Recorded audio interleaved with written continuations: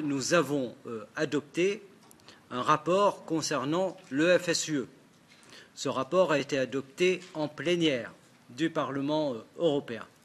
Dans ce rapport, nous faisons un certain nombre de propositions pour la réforme du FSUE. Et nous attendons de la Commission un certain nombre d'avancées aujourd'hui sur ce plan.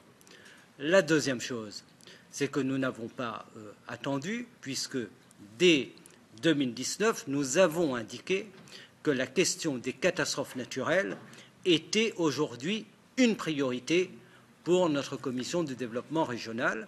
Et je veux rappeler que notre commission a accompli une mission en Allemagne, en Belgique et aux Pays-Bas suite aux inondations meurtrières de l'été 2021.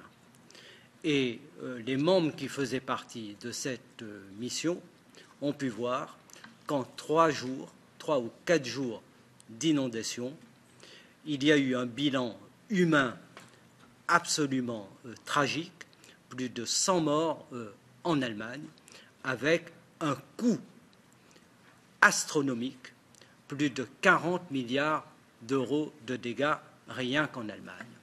Mais cet épisode tragique, et là-dessus j'aimerais bien entendre la DG ECO, cet épisode tragique des inondations en 2021 est extrêmement intéressant parce que la crue a commencé en Belgique, dans la Meuse, elle s'est poursuivie aux Pays-Bas et vous avez eu le pic absolument catastrophique en Allemagne.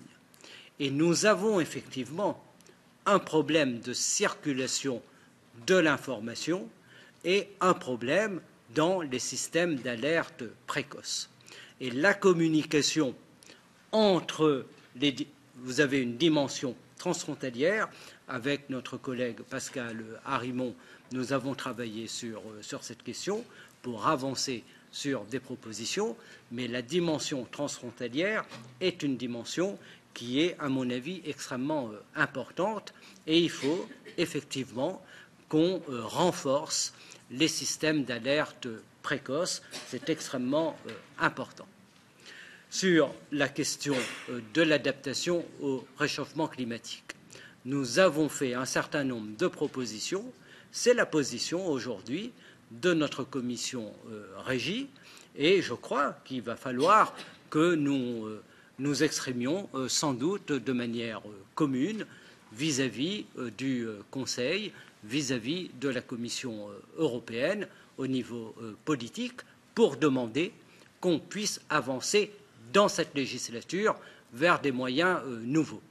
Mais les négociateurs des règlements avaient aussi déjà anticipé ces questions, parce que je veux rappeler que nous avons des règlements pour la période 2021-2027 qui non seulement mentionnent dans les objectifs l'adaptation au réchauffement climatique, mais nous avons introduit l'obligation de flécher 30% sur les objectifs climatiques et environnementaux et nous avons également introduit le principe do no harm, c'est-à-dire ne pas nuire à l'environnement.